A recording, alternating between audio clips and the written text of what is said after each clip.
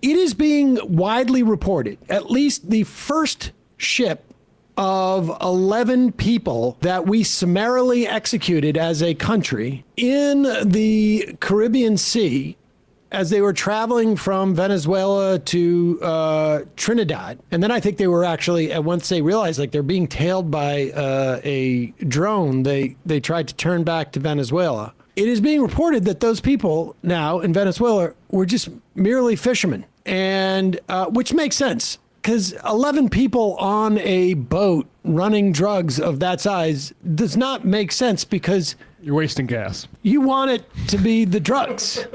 Yeah. But nevertheless, here is Tim Pool sort of walking that fine line. Remember, Tim wants to both pretend he's sort of libertarian, sort of anti-war, but also pro-Trump. And also, against the pro-Palestine protesters. He needs to walk a line. It's quite a monkey's pod. One guy. And here he is. Oh, Matt was engaging in his classic. Can only listen to 3.7 times. That was actually Tim Pool in 0.75. I can't be watching that at normal speed. Okay, life is too short. Fall draft in 9 years. I don't want to be involved in a war overseas. We got enough problems with these narco gangs coming out of Venezuela and South America, bringing drugs through our border, child trafficking, all this really nasty stuff. And you know what should be happening? Venezuela should be saying, stop. These guys who are getting up on these boats with drugs should be like, I ain't doing that. Are you crazy? And that's what we are getting with a real Department of War.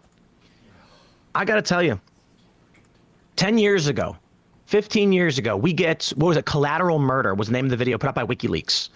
And I'm wondering why it is there is a video at all of, I think it was like, what was like Apache or something, a helicopter strike on a bunch of guys, including a Reuters journalist. And it was this big scandal. Whoopsie. Why? Wait, what? Why is that the news that we're getting? Hold on.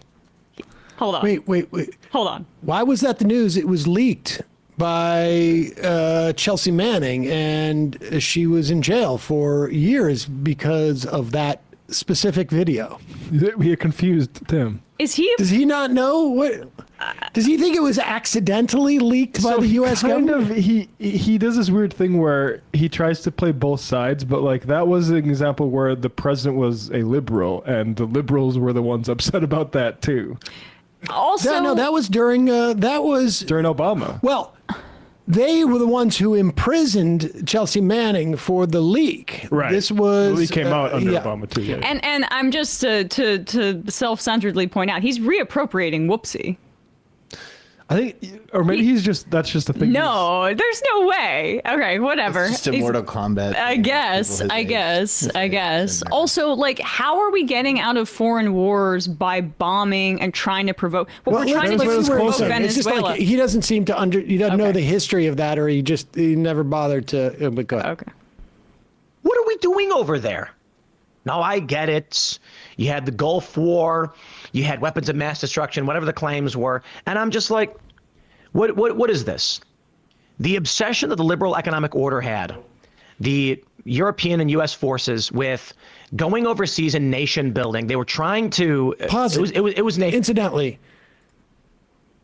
It was a conservative Republican president who led us into that war. And it wasn't liberal economic order nation building. It was the global war on terror. And what does he think we're doing in Venezuela? We are explicitly saying that is for regime change purposes. What Trump is doing is bombing a ship. We now know we're fishermen in order to provoke the Venezuelan government to respond so we can wage war or regime change against them. Is he just unknowledgeable about the history, or is he trying to sort of cram the history in to fit as a premise for what he's about to say? I think it's hard to answer those questions definitively because I think Tim has two hemispheres of his brain that work independently. The one which is basically anti-war, saying I don't trust the government, and the other that says like I'm very proud of what Pete Hegseth and Donald Trump are doing. As Secretary of War.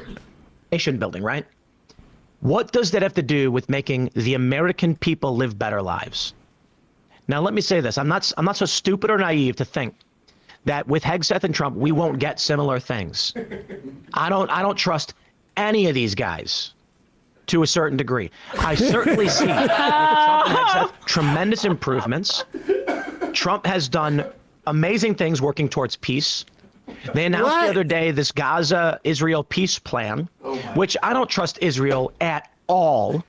And there's reports now that Netanyahu's already trying to walk back the agreement, but it won't matter.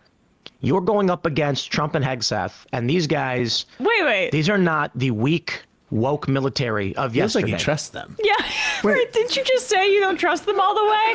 But let's not listen to what Benjamin Netanyahu said about not abiding by the ceasefire, or the fact that he already did this earlier in January and just like didn't abide by the terms that Trump supposedly negotiated, and did this with Biden as well.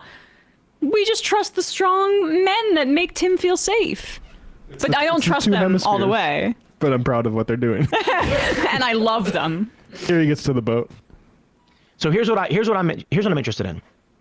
I see these drone strikes on these narco gangs, and the first thing I think is let's be honest. Are we going to trust the government? If you want to trust the government, I got a bridge to sell you. I'll tell you what. Luke Rudkowski wearing a shirt the other day. Trust God, not government. However, there's something really funny here. When I see a story about Barack Obama blowing up kids or whatever, you know, there's interestingly, coming from the liberal press, I have to wonder, like, wow, they're willing to say that about Obama. But there's a question: why? Why did Barack Obama order a drone strike on a civilian restaurant in Yemen, which killed a 16-year-old American citizen? Honest question. I'd like answers to that, please. Reportedly, Donald Trump ordered a commando. We've talked about this. It was Anwar al-Awlaki's son, and it was wrong. I mean, they shouldn't have killed Anwar al-Awlaki either. The Obama administration found essentially on their own through the OLC that they had the authority to kill American citizens if they were engaged in inciting terrorism, as they claimed Anwar al-Awlaki did. His 16-year-old son was killed, I don't know if it was like 2 months later or 3 months later. And the only response that ever came from the White House was the guy who went on, I think, to work for Uber. I can't remember which one, who said, well, he had a bad dad. Oh, Malcolm Nance. No, it wasn't Malcolm Nance. Malcolm Nance we had on this program, but it was one of Gibbs. Gibbs. Yeah, I think it was Gibbs. And there were so many Obama people that went to work for Uber. I know. I don't know if he actually went to work for Uber. Yeah. I can't remember, but that's what he said. We had Malcolm Nance on, and it was the last time we ever had him on. The first and last time we had him on, where he made that claim about al-Awlaki's son had a gun, as if. Oh, okay. Just blow them up then. But we were critical of that. So what is? Yes, Yeah. no, That's of course. the thing is, like, so Tim's saying he doesn't know why we're doing that, but we actually did that for the same flimsy pretext about fighting terrorism that we've done with this. There's no pretext for the Venezuela thing. It is just like a narco terrorist of people going to Trinidad. And why is he bringing that up when we have actually like a case of right now, there's a 16-year-old American Palestinian citizen, Mohammed Ibrahim. Jasper Nathaniel's done a really good job reporting and kind of been in communication with his family, being held in an Israeli prison that Trump is not basically doing anything to help so far, as of what we know. So going back 10 years to the 10 plus years to the Obama administration is a bit odd. All right, let's see where he's going with this here. Honest question. I'd like answers to that, please. Reportedly, Donald Trump ordered a commando raid in Yemen, which they say resulted in the death of I think, an 8-year-old American girl. There's nuance to these stories. Obama's administration admitted it. Whoops, they said. Trump administration, I don't believe, has given a statement. I'm not sure, but this is an allegation not yet proven. I don't care. I'm not playing any games. Why? Now, if the Obama administration wants to admit it, I say, okay, then open a commission and investigate. They're not gonna. That was the killing of Abdulrahman al-Awlaki. And to a certain degree, I understand we want to focus on moving forward instead of going back 10 years. They did claim that they killed him. I don't know. Like they He said just that they had admitted that. authority. I don't understand. That was a weird thing where Tim had to admit that the Obama administration admitted. So when they he's killed just people. rolling around and has no idea what he's saying in this situation. Okay, let's keep that's going. pretty Let's much see, what it is. get to his point. They do get to the point around here. It says it's 8 years and 13 years or whatever. But I asked the question why, and I know you do too. Why are we getting stories like this? Then we get the drone strike on the boat in the Gulf. And Trump says, in the Caribbean, I think it was, these are narco gangs, these are terrorists shipping drugs and fentanyl or otherwise into the United States. And we aren't playing games anymore. And I say, okay, well, this is different. I know the why now. I understand the why. These people are invading our country illegally with drugs. They're trafficking people. They're killing people. They're putting drugs on our street, which are killing our kids. Enough. Now, there are questions. Do I trust the government, right? They say, I don't know if these guys are actually not. Now, this all could be just a total lie, and both on both ends of it. Both, there weren't people who were doing that, and the people doing that weren't actually doing that either. But go ahead. It's like he's just. How can he? It's like watching. Like a kid play with like G.I. Joe. Yeah. It's like, this is all fictional, but it's also real. And they're going, G.I. Joe's going at each other. And this G.I. Joe was killed, but he's alive again. And this is all real, but I don't believe any of it, but it's real. Okay, there's one final 20 seconds here. There are questions. Do I trust the government, right?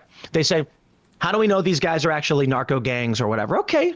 All right, fair point. Fine. Let's ask that question. But I understand the why in what we're doing. Not that I blindly trust the government, but in this instance, when the U.S. military, when the U.S. government releases these videos, I go, you know, I don't think they're lying on this one. You know, Collateral Murder, that video was leaked because they didn't want anybody to find out. All right, Democrats okay, this is so convoluted that it's almost like I regret even like the time we spent on it. The collateral damage video was video from Iraq when we were occupying that country in the wake of or on the ongoing war. The assassination of al-Awlaki was done in the name of the global war on terror and a specific authority that the president supposedly had, that Obama claimed, to assassinate people who were not. Al-Awlaki had nothing to do with Iraq. But theoretically, the why that he so desperately wanted was it's protecting us from terrorism, which is just as flimsy as the Trump administration saying it's protecting us from terrorism. Yes. But he has a video of a boat this time. But this time it's a video of a boat, and the Trump administration was happy to release it. There was no video that we know of al-Awlaki getting killed. It's just he's mashing together all sorts of things that are like, it's G.I. Joe, and it's also John Wayne fighting the Indians, and they're all going together, and the good guys. That's the whole point. He's confusing Trump's shameless bloodlust and psychopathy with transparency, which is pretty much the MAGA base, He right? has the stupidest audience Probably collected on the more than internet. Dave. Yeah, I think so. I think so. Yeah, I think Dave Rubin may be a better stringer of thoughts. I don't know. Well, I don't know about that. I don't, we don't need to rank, but that was pretty rough. I couldn't. It was hard It's to follow. not a competition. It's not. That's the important thing to remember. Yeah, chocolate and vanilla. Hey, folks, don't forget to hit the subscribe button and check out our daily show. We do it every day at 12 p.m. Eastern for about 2.5 hours. We even take phone calls. You should check that out.